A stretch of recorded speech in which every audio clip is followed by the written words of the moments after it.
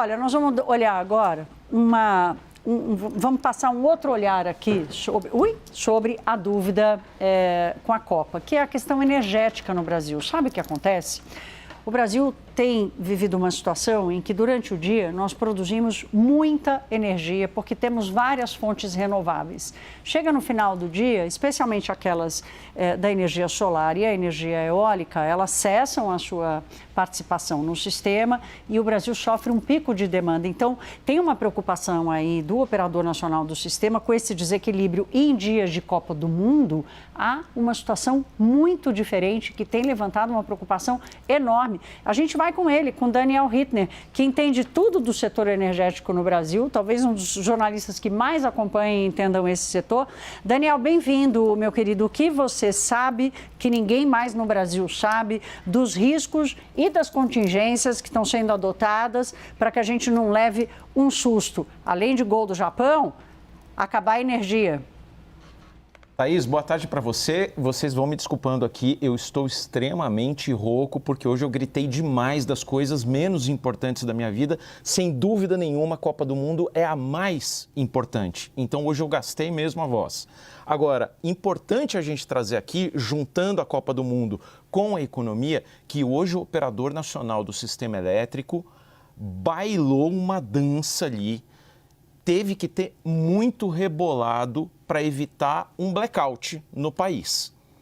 Hoje foi um dia extremamente difícil para a operação do sistema elétrico nacional.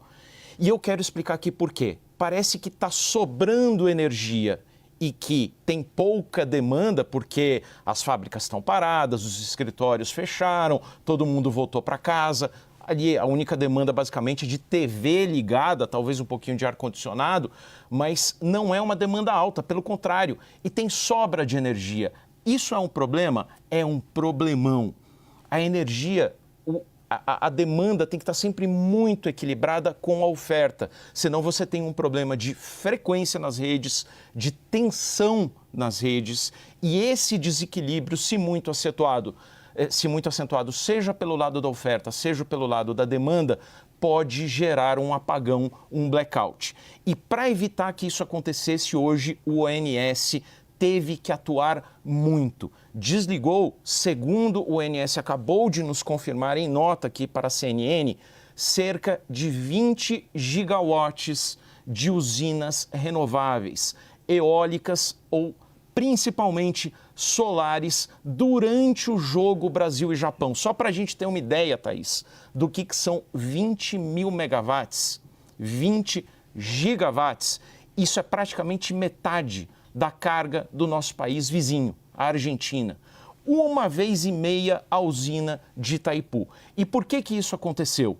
Às 2h45 da tarde, que era ali finzinho do primeiro tempo, a demanda no sistema foi a mais baixa do dia. E nesse horário, com o sol a pino, as usinas solares, sejam aqueles parques solares em que se produz muita energia num determinado ponto, sejam os painéis fotovoltaicos produzindo nos telhados dos escritórios ou das nossas casas, estavam produzindo a todo vapor. Havia um excesso de demanda e o ONS teve que atuar e derrubar do sistema, cortar a geração de 20 mil megawatts, metade de uma Argentina, para não causar esse profundo desequilíbrio.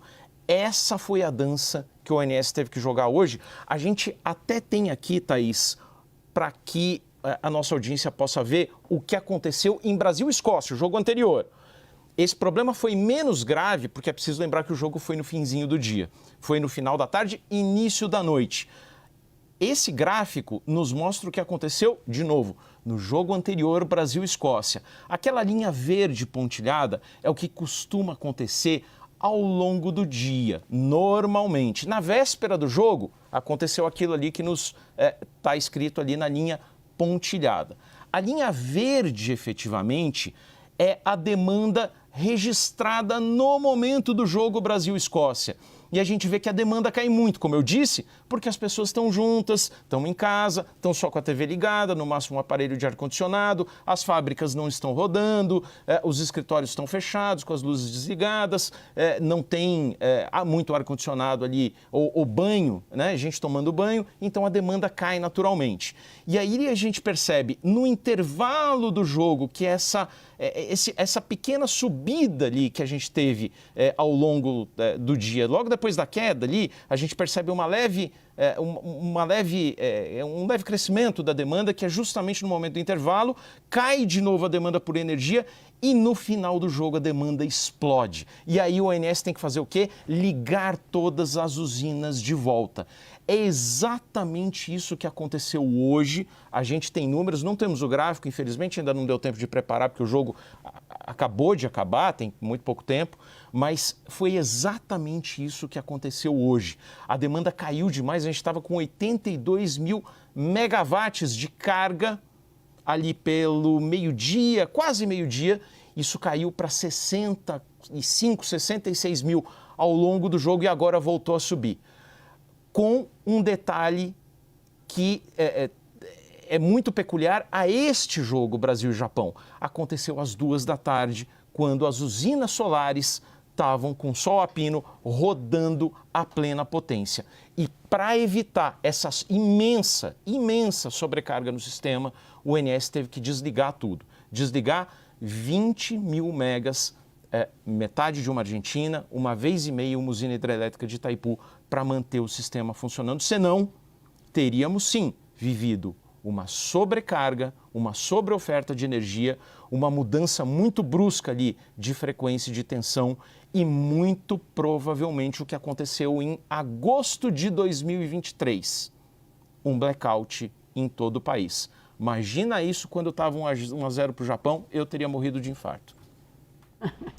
Deus me livre, nem fala isso, Daniel, mas olha, nós vamos ter que voltar nesse assunto, Daniel, porque a Copa vai passar, mas o problema de excesso de geração de energia renovável, sem que o sistema seja capaz de absorver, transmitir isso, para que isso seja distribuído, esteja descasado dos momentos de pico de demanda, nós vamos ter que tratar disso. Porque a Copa vai passar, mas essa situação vai continuar. E ela depende de regulação, ela depende de nova legislação, de reforma e tudo mais.